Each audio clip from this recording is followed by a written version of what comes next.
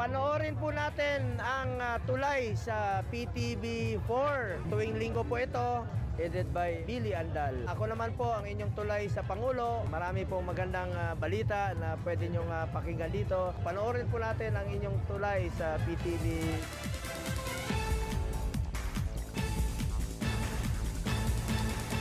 Magandang araw Luzon at maayong adlaw sa atong mga higala diya sa Visayas ug Mindanao.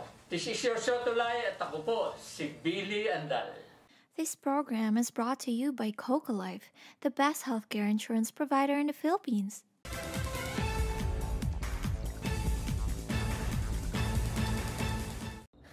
Nak, ano? Game? Ladies and gentlemen, this season's MVP, number 15, the Phenom! Yeah! All right! Eto na partner, ang match of the decade. Oo nga partner, kaya simulan na natin.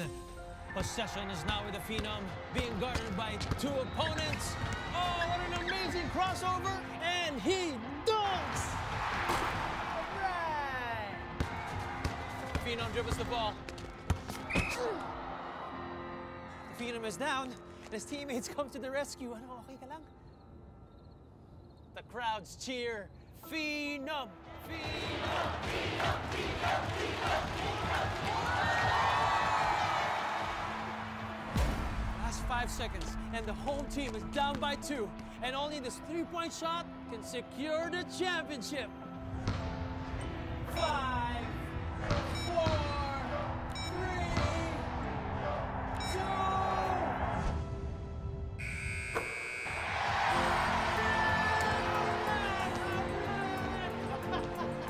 We won!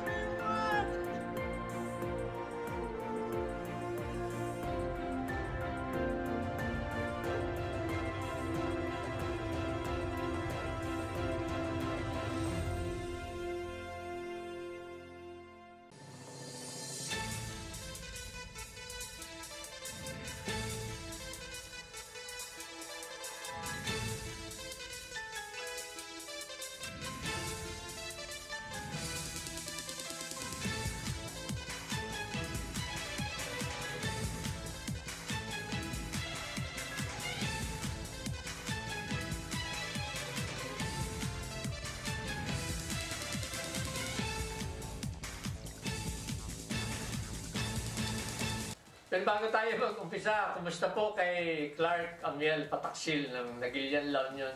Kumusta rin po kay Robert Payoran ng Caloocan City? At hinahanap po natin, kumusta kaya yung ating isang negosyante dyan na si Mr. Chucho Martinez. Hinahanap ka na po ng iyong mga tao na ikaw ay may obligasyon. Well, itong araw po na ito ay palagay ko napakabuti para sa ating mga viewers dahil ipipresenta natin ang isang ahensya ng gobyerno na ang layunin ay makatulong sa pagbibigay ng pautang na halos walang interest. At bukod po dyan, sa kanilang pagpapautang ay nagkakaloob ng libreng training para maging maayos ang pagpapatakbo ng kanilang mga negosyong tumatakbo.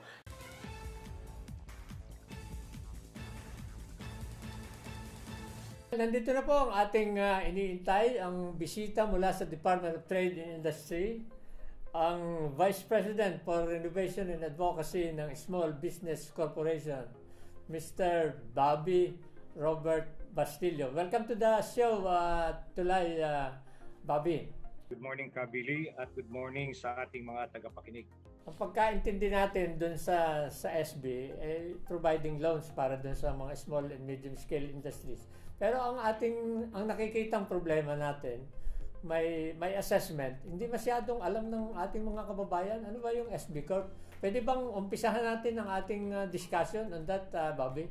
Ano ba itong SB Corp at bilang isang unit ng DTI? Para po sa kaalaman ng ating mga tagapakinig, ang Small Business Corporation or SB Corp ay isang ahensya ng gobyerno, isang government-owned and controlled corporation na napapasailalim ng Department of Trade and Industry at ang kanya pong mandato ay magbigay ng assistance, tulong sa ating mga MSMEs o yung tinatawag na micro, small, and medium enterprises, hindi lamang po sa larangan ng pagpapautang kundi rin po sa tulong sa kanila upang magkaroon sila ng mga skills o kaya mga kakayahan o kaalaman tungkol sa pagpapalago ng negosyo. So ang Small Business Corporation, Billy, ito po ay itinatag noon pang 1991. Kasabay po ito nung Matagal na rin pala, no? 1991. May 30 years na po kami. Ito po ay kasabay nung tinatawag na Magna Carta for Small and Medium Industries. Nung pong nagtayo ng batas para matulungan ang mga maliliit na negosyo, kasabay po niyon ang pagtatatag ng SB Corp. Kaya lamang po ang ating kapital noon na ibinigay ng gobyerno ay may kaliitan, 2 bilyon lamang po. At nitong nagka-pandemya ay dinagdagan po ng 8 bilyon. Kaya yung authorized capital namin na 10 bilyon mula sa pool ay napuno at nabuo noong nagsimulang pandemya noong 2020. Kaya nitong nakaraang 2 taon, kami po ay nakapagpautang ng malaki sa mga ating mga maliliit na negosyante. Bobby, bago tayo tumuloy diyan sa detalye niyan, tatanungin kita mamaya tungkol diyan. So essentially, ang SB Corp or Small Business Corp, ang kanya talagang market or clientele or ang focus ng kanyang serbisyo para dun sa mga maliliit na negosyante. At pag sinabi mo maliliit, I would assume kasama pati yung mga sari-sari store and related business enterprises. Tama ba ako, Bobby? Tama po yan, Kabili. Lahat po ng mga negosyo, maliit man o medium, may yung tinatawag natin na bracket ng micro, small, and medium enterprises. Ito po yung sa kabuuan ang tawag natin sa kanila ay medyo maliliit pang negosyo. Ito po yung mga may kabuuang kapital o puhunan na hindi lumalagpas ng 100 milyon piso. Pamula sa napakaliit, maaring 10,000 piso lamang po ang kapital hanggang sa 100 milyon, yun po ay yung ating tinatawag na mga micro, small, and medium enterprises. May kategorya po yan. Halimbawa, ang kapital o puhunan ay 3 milyon pababa, micro po yun. Kapag kayong mahigit 3 milyon hanggang 15 milyon, yun po ay small. At yung pong lagpas ng 15 million hanggang 100 million, yun po ay tinatawag natin medium na enterprises. So, yun pala, Bobby, ang threshold o ang pinakamataas na pwedeng ipautang o ipahiram paluwag ng Small Business Corp up to 100 million. At yung mga clientele ay nakahati sa 3. May micro, may small, at saka medium. Tama ba? Opo. Sa Pilipinas po, ang karamihan po na nakarehistrong negosyo ay micro po. Mahigit 90% ng ating mga registered businesses ay tinatawag na micro. Ito po yung may puhunan na maliit sa 3 milyon hanggang yung mga ilang libo lamang hanggang 3 milyon. Micro po yun. So, pinakamarami po sila. So, pagka tinignan mo pala yung cake, halimbawa, na siyang nagre-represent doon sa kabuuan ng ekonomiya o negosyo ng Pilipinas, 90% pala small o micro pala, micro. Grabe pala ang kontribusyon ng micro sa ating economy, ano, Bobby? Opo, yun po ang nagdadala ng ating ekonomiya. Sa totoo lamang po, yung micro at small, halos 60% noong ating employment ay nagbumula sa kanila. At hindi pala sa mga malalaking negosyante? Hindi po, kasi sa dami ng ating nakakalat po yung mga maliliit nating negosyo sa buong bansa at doon po nagtatrabaho ang karamihan ng ating labor force. Yun pong mga malalaki na concentrated po yan sa mga cities o yung mga urban centers o yung mga industrial areas. Yun po yung mga malalaki. So tama lang pala na ang gobyerno nag-create ng Small Business Corp na para tugunan itong financial funding and training requirements ng mga small businesses because practically nga sabi ko sa iyo at sinasabi mo rin na yan yung ubod ng ating ekonomiya na bumubuhay sa bansang Pilipinas. Opo. Ang sitwasyon nga lamang po ay kahit silang pinakamarami, marami po sa kanila ay walang access sa tinatawag nating non-usurious credit o yung pautang na hindi mapansamantala, no? Kasi ang mga bangko hindi nila masyadong tinitingnan itong mga micro na ito. Kasi nakatuon ng pansin ng bangko mas pa sa mga medium at saka large kasi sila yung mga tinataguri ang parang hindi masyadong risky kasi meron po silang mga assets na magagamit na collateral. Kaya mga bangko hindi sila masyadong malakas magpautang dito sa mga kategoryang micro and small. Kaya naman ang mga informal money lenders, yung mga 5-6, mga kamag-anakan, ay sila po ang pumupuno ng kakulangan. Kaya ang SB Corp, ang kanyang strategic focus sa darating na 6 na taon ay talagang doon sa tinatawag natin mga unfinanceable segments. Yung bang tipong halos hindi mapansin dahil sila ay walang mga ari-arian na malalaki at ang tingin sa kanila ay risky. So yun ang pagsisikapan nating matugunan ang pangangailangan. Well, napakagaling, napakabuti pala talaga nitong creation nitong SB Small Business Corp. Kasi tama yung sinasabi mo, hindi mo lang sinabi yung word na discriminated dahil yung mga bangko nga hindi iniintindi yung mga maliliit na negosyante at nakapokus ang kanilang attention sa financing sa mga malalaking kumpanya. Kaya napakabuti pala na mayroon tayong Small Business Corp. Mula noong 1991 up to this point in time, gaano na karami ang bilang ng mga napaboran, natulungan by way of financing and training, skills development ng Small Business Corp? Ay, napakarami na po. In fact, nito nakaraang 2 taon lamang, isa po kami sa mga GOCCs o yung mga government corporations na mabilis tumugon sa panawagan na tulungan ang ating mga kababayan, lalo na yung mga maliliit na negosyo. So ang aming ginawa ay dahil na rin dun sa karagdagang pondo na binigay ng Kongreso, agad-agad po kaming nakapagpautang sa ngayon mahigit 41,000 na ang napautang namin. 41,000? At ang kabuoang halaga po niyan ay 7.2 billion. So halos yung kabuuan pong halaga na karagdagan na ibinigay sa amin na ipautang na po. Bagamat ang kabuuan ng aming mga pautang sa ngayon ay mahigit pang halos 12 billion po, no? Kasi yung dati na po namin pondo na naipon namin over the years ay pinapautang din namin. So almost 12 billion na po yung aming portfolio na tinatawag o yung kabuuang pautang.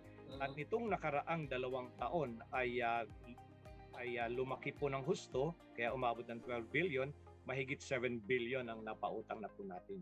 Ganda, ang gandang figura niyan at maraming nakinabang, maraming makikinabang pa. Mga kaibigan, magbabalik po ang tulay pagkaraan ng ilang pong sandali. Huwag po kayong alis.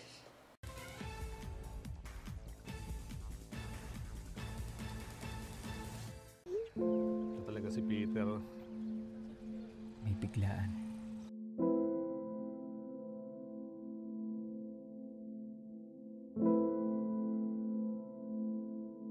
Meron ding sakit na kahit anong gawing pag-iwas,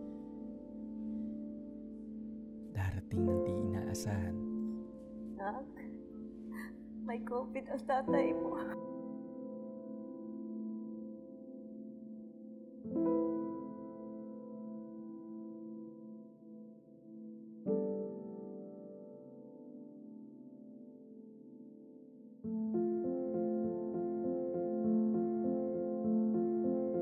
Wala namang masama kung mag-iingat.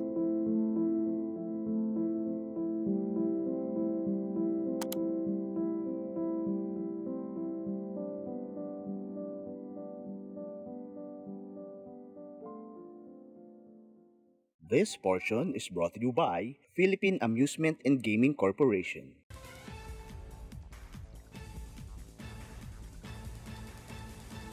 Nagbabalik po ang tulay mo. Kasama pa rin natin si Mr. Robert Bobby Bastillo ng Vice President for Innovation and Advocacy ng Small Business Corp. At ngayon po, pupunta na tayo doon sa gustong marinig ng ating mga viewers. Bobby, paano ba mangutang dito si Billy Andal para makapag-umpisa ng kanyang negosyo? Billy, yung pong pag-a-apply ngayon, nagbago na po yung pamamaraan.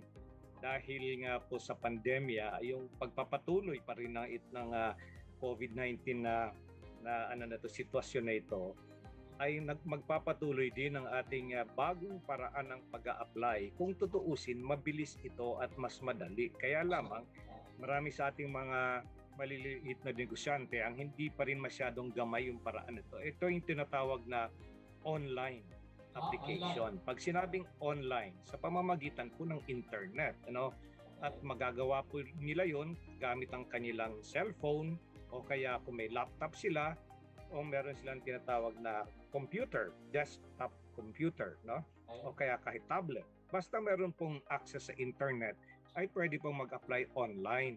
So wala na pong manual o kaya yung face-to-face application, hindi na sila mamamasahe papunta sa mga opisina namin, kundi mismong sa bahay nila pwede sila mag-apply online. Saan sila mag-apply? Meron po kaming website, yung sbcorp.gov.ph.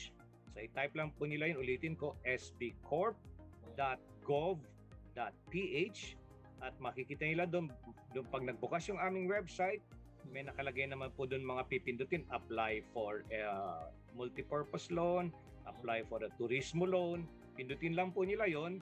Tapos magkikreate na sila ng account, online account, at yun, tuloy-tuloy na po yun. Fill up pa na nila yung mga form na nandun. Saan bang pinakamalapit na opisina in every region, province, or what? Pwede ba natin liwanagin? Opo, kada probinsya, meron po kaming field office na tinatawag. At pwede silang pumunta ron. Usually po, nandun yan sa opisina ng DTI. Pero meron po naman doon sa aming website ang directory ng mga field offices, anong address, at meron din mga contact details doon. Pangalawa po, may mga negosyo center ang DTI. Marami po yan. Sa halos bawat munisipyo, ngayon meron ng negosyo center. So, pwede silang pumunta ron at magpatulong sila doon na mag-access ng aming website. So, sa mga munisipyo pala, Bobby, meron ng mga negosyo center. Kasi ang pagkaintindi ko, ang DTI matatagpuan mo lang sa capital city ng mga probinsya. So, accessible na pala ang DTI, ang opisina nila. Marami na po. Hindi naman po lahat ng munisipyo, pero marami na po munisipyo ang meron talagang negosyo centers. So, yun ang pwede sila magpatulong. Ngayon, at pangatlo po, nakikipag-ugnay, nagsisimula na kaming makipag-ugnay Government Development Promotion Office nila, o yung iba ang tawag doon ay Local Economic and Investments Promotion Office o LEPO, yung iba naman PESO. So sinusubukan po namin makipag-ugnayan sa kanila para kahit man lang makatulong sila na makapagbigay ng access. Kasi minsan yung internet naman ang problema. So kailangan din merong access itong mga taong ito doon sa may magandang internet. So marami iba-iba pong paraan. Pero pinakamaganda po ay subukan muna nila sa bahay nila. Karamihan naman po ng ating mga negosyante sa buong bansa ay may access naman po sa internet. Medyo magtiyaga lang ng konti paminsan-minsan kasi yung internet talaga natin sa Pilipinas talaga may kabagalan minsan. Tama ka. Okay. Isa-isahin naman natin. Sino ba ang pwedeng mag-loan sa SB? Sino ang pwedeng lumapit para makakuha ng tulong pautang mula sa gobyerno? Pangkita ng SB. Okay, lahat po ng mga maliliit, mga rehistradong maliliit na negosyo ay maaring umutang. Mapwera lamang po doon sa mga negosyong pambisyo tulad ng beer house o kaya yung nagtitinda lamang ng mga alak. Pero yung tindahan po, pwede. No? Kahit may kasama siyang alak, wala naman pong problema. Alak o sigarilyo, hindi naman yun ang tanging paninda nila eh. So lahat po sila, yung pag sinabi natin rehistrado, kahit po sa barangay lamang, meron silang barangay permit or barangay clearance. Kasi kapag po ang kanilang inuutang ay 100,000 lamang pababa, yung barangay clearance lang, barangay permit lang ang kailangan. Kapag lumagpas na po doon, kailangan na po natin ng mayor's permit at iba pong permit. Kung yun ay korporasyon, siyempre yung sa SEC, yung, kaya DTI naman. So, pero pag maliit lamang po yung inuutang, doon yung barangay na lamang ang lalapitan nila, magbigay ng permit or certification na sila nga ay nagnenegosyo. Okay. Maganda yan, Bobby. Kasi kanina, nung tinatanong kita about kung papaano, ang nasa isip ko lang, you have to be DTI registered. Hindi pa lang. Pagka 100,000 and below, pwede ka palang barangay permit lang. Napakalaking bagay niyan, kaluwagan sa mga aplikante. Pero usually po naman kasi pagka may barangay permit na sila, nagre-register din sila sa sa DTI kasi requirement naman ng DTI yung barangay permit ang DTI naman na registration online na rin naman po. So madali na po 'yon. Well, Bobby, halimbawa ay ano ba basic requirement pa? Ikaw ba kailangang nag-ooperate na ng 1 or 2 years or kahit mag-uumpisa pa lang para makautang? Ang kailangan talaga natin ay at least 1 year in operation. Kapag malaki na inuutang niya, at 2 taon naman, at 3 taon, kasi sigun sa laki ng utang, ang pinakamalaking pautang po natin pala ay 10 milyon. Ang pinakamaliit ay 10,000. Yung 10 milyon, yun po yung existing na borrower na may track record na po sa atin. Yung unang 5 million niya walang collateral. Yung susunod na 5 million ay may collateral. Sa lahat po ng ibang pautang, sa lahat ng ibang klase ng mangungutang, hanggang 5 million po walang collateral. At pinakamababa nga ay 10,000 na pautang. Ngayon, kailangan meron silang track record. Bakit po? Kasi napapag-alaman po natin sa batay sa maraming mga iba't ibang pag-aaral na yung mga startup na tinatawag, yung nagsisimula pa lamang, for unang taon, 20% na natitigil, nagsasara. 20%. Sa pangalawang taon, 30% nagsasara. Pagdating na nung mga 3 hanggang 5 taon, kalahati na po sa kanila ay nagsasara. So, kapag po mapapautang tayo ng sa bago na wala pang track record, hindi pa na-prove kung yung produkto niya, yung merkado niya ay sustainable, baka po sa loob lamang ng 5 taon, ubos na po ang pondo namin. So, good. Malinaw. Pwede ba nating i-share mo naman sa amin? Nabalitaan namin, nagkaroon na ng launching nitong mga proyekto, pautang ng SB Corp. Paano ba nangyari? Kwento nga, Bobby. Nitong pong May 6, last Friday, kami po ay nagpasimula ng tinatawag natin programang Rise Up with SB Corp. Yung Rise Up, ang ibig sabihin ng Rise Up ay Resilient, Innovative, and Sustainable Enterprises. Unleash Your Powers with SB Corp. Ito po yung programang pautang naman doon sa mga nakasurvive na sa pandemya at kinakailangan ng magsimula muli na lumipad, ika nga, no? Na magpalaki, magpalago muli ng kanilang negosyo dahil nagsisimula na po tayong pumasok doon sa panibagong yugto ng ating ekonomiya, yung new normal na tinatawag. Recovery phase na po tayo, no? So, yun po ang nilunsad natin. Kapalit po ito ng Bayanihan Cares Program. Alam mo, kung mayroon pa sana tayong panahon, napakarami ko pang gustong itanong at siguro ay iimbitahin ka namin para muli nating maituloy itong ating diskurso. Sigurado, ngayon pa lang marami na tayong tanong na natatanggap. Kaya lang, hindi na natin kayang i-accommodate. Kaya bilang parting words, Bobby, nagpapasalamat kami na ikaw ay nakasama namin at makapag-share ng mga bagay na napaka-importante sa ating ekonomiyang bumabangon ngayon at sa ating mga kababayan na nagsisikap na makabangon. Maraming salamat, Kabili. Huling ano ko lamang po anunsyo na yun pong Rise Up Turismo, yung turismo loans po. Bukas na po yun, tuloy-tuloy na po ang pagtanggap namin ng loans. Yung multi-purpose loans, tuloy-tuloy na po, nakabukas na po ang aming sistema. Pero hanggang dun lamang sa loans na 300,000 pababa, no? Yun pong hanggang mataas sa 300,000 hanggang 5 million, abangan na lamang po sa loob ng 1 linggo or within May, bubuksan na po namin yon. Tapos yung sa tindahan din, magbubukas na rin po kami sa loob lamang ng maikling panahon. So abangan lamang po nila, bisitahin lang aming website. Pero dun sa mga multipurpose loans, saka turismo loans, tuloy-tuloy na po yon. Pinoprocess na po namin. Marami na po kami natatanggap ng mga applicants ngayon. Okay. Maraming salamat, Mr. Bobby Bastillo. At huwag kayong mag-alala, SB Corp, huwag kayong mag-alala. We will continue to support SB Corp. At sigurado na sa darating na mga araw, marami tayong matatanggap na inquiries. At ililink up namin yan sa inyo para mapagsilbihan natin ang ating mga kababayan.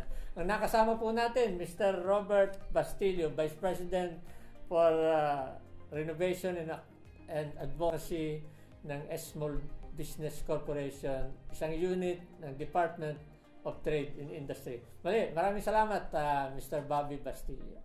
Mga kaibigan, magbabalik po ang tulay pagkaraan ng ilang pong sandali. Huwag po kayong alis.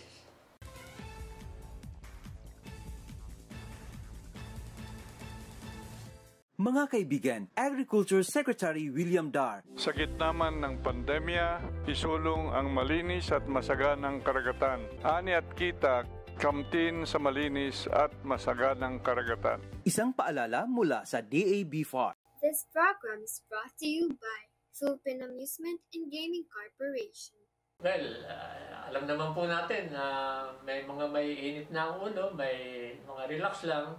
Yan po ay dahil bukas ng eleksyon at mainit ang mga pagtatalo hinggil sa kung sino ang dapat na mahalal. Ang importante po, maidaos natin ang halalan ng maayos, malinis at talagang nagre-representa kakatawan sa tunay na gusto ng ating mga kababayan. At siyempre po, ang pinakamagandang mangyari ay maihalal natin ang marapat na leader na susunod ng ating bansa. Maraming salamat po sa Coco Life, sa CocoGen. Maraming salamat din po sa BIFAR at maraming salamat din po sa PAGCOR sa patuloy nilang pagsuporta sa handikain ng Ang Tulay Mo TV show. Ako po, si Billy Andal, Ang Tulay Mo. Ang boses ng walang tinig, ayaw pakinggan at hindi naririnig.